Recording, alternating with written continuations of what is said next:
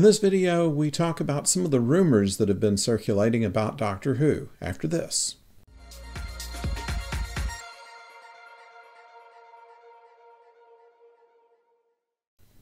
Hello out there, I'm the oldest nerd, and before we start talking about rumors, which I want to say at the very top of this video, are unsubstantiated. They have come from a website or two, and one of those is probably mimicking the other one. We don't know if that is inside information or just someone who's trying to get some attention.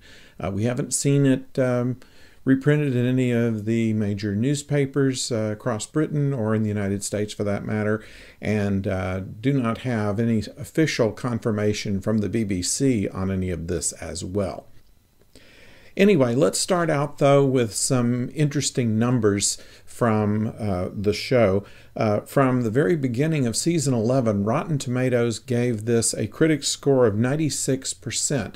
Which Rotten Tomatoes, if you're familiar with the site, usually is not that complimentary. Critics are always looking for something. And these are professional critics.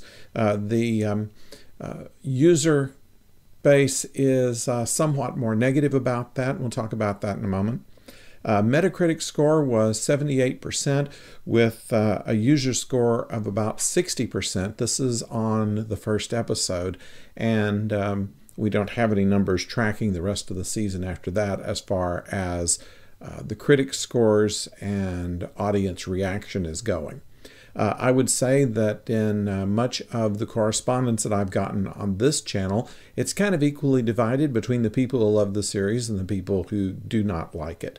So we're going to talk about that a little bit and maybe get into why some of it is the case. Okay, the first rumor, which is not much of a rumor, I think this has been confirmed by the BBC, is that Doctor Who will continue into a 12th series and will continue on with Jodie Whittaker as the Doctor and Chris Chibnall as the producer and showrunner.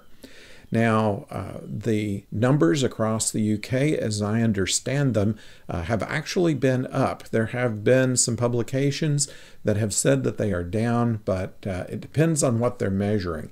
And as we were trying to say in our previous video, it's very difficult to interpret ratings numbers and audience numbers because they are intended for a different purpose than for a general public to read. They're generally for programmers in the US, they're for advertisers to be able to analyze not only what overall viewing is, but also to find out individual groups, demographics as they call them, in order to break the audience down into age groups, into income groups, into occupations, and in doing so you can find a sponsor to line up with any kind of audience that they may be favoring.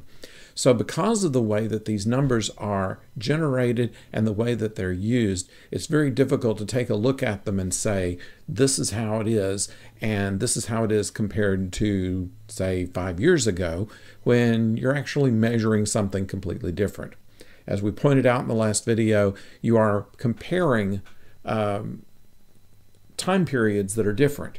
One measuring a Saturday night against a certain program, this one on a Sunday night against another program and at different times. So we can't always rely on what ratings and audience numbers are telling us.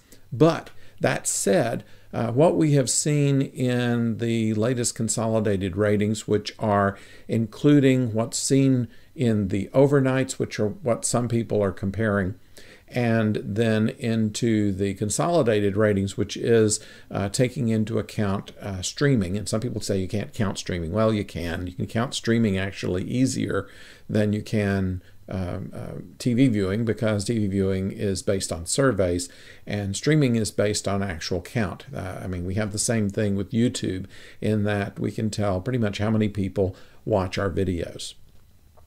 So anyway, between these numbers, if you are to take into the television and online viewership, the legitimate online viewership, not the pirated ones, but with that, this season, this series compares with Series 4 under David Tennant. So it is actually doing pretty well as the audience numbers. So people are either watching it because they love it or watching it because they hate it. So so far people are still watching, and that's kind of what the BBC wants. They want people to watch. What any kind of television or broadcast outlet wants is for people to watch their shows. One of the other rumors is that Chris Chibnall is having some difficulties with the BBC, some creative problems. They are giving him some trouble over how he's running the show one way or the other. This seems kind of unlikely, considering that the numbers are positive, and yet the rumors persist that he is unhappy. He was drafted into doing the show to begin with because of the success of Broadchurch, and that he was coerced into taking over Doctor Who, and then he's going to give it season 12, and then he's going to leave. And connected to that, Jodie Whittaker has said that she would not do a show that Chris Chibnall was not involved with, and therefore would leave with him, leading to rumors that after season 12, both Jodie and Chris will be things of the past. Now, we are not certain if there's any truth to this at all. Once again, why he would have trouble with the BBC, I don't know, because he's delivering the numbers that the BBC wants. Secondly, the fact that he was forced into doing the show to begin with seems unplausible because he is a stated Doctor Who fan. So is Jodie Whittaker. So it's likely that these rumors are coming from someone with an axe to grind, with someone who wants to gather some attention from people, from a lot of people who are saying they just don't like the show. Yet they are watching it to not like it, I suppose. So that's where we're left with in a rather interesting turn of events. Now, in my opinion, the program is actually getting better. The writing started out kind of weak, in my opinion, although the stories were okay. We think that the Rosa Parks episode was handled very well, really. The show about the Punjab, Demons of the Punjab, was actually done fairly well, although I do take the point that in both of those programs, it seemed like the Doctor and Company were kind of written in to a story that was already there and could have been removed from that story and it would have been just as good a story. I don't dispute that. I have to say that I enjoy the Monster of the Week better than some of the historical things, just because you know that how the historical thing is going to come out pretty much. And whereas something that is completely out there, like Kerblam,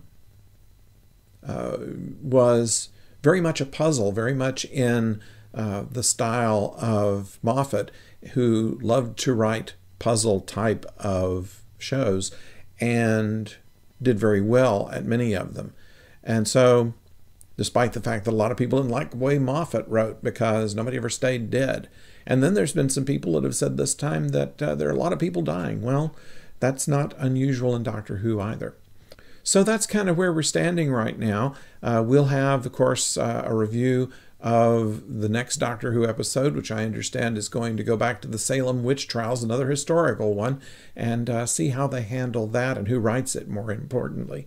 So with that, I'd like to hear what your ideas are. I've been reading everything with interest, and hope that you'll continue on and follow this channel. Please subscribe if you've not done so far, and click the bell so you don't miss the next one. Someone asked if I have anything else to talk about but Doctor Who. Well, I do have plans to talk about the Orville when it comes back at the end of December, about Star Trek Discovery when it comes back in January, and various other sci-fi things like The Expanse when they premiere their next seasons here in the U.S. So, until our next Doctor Who review, don't go far.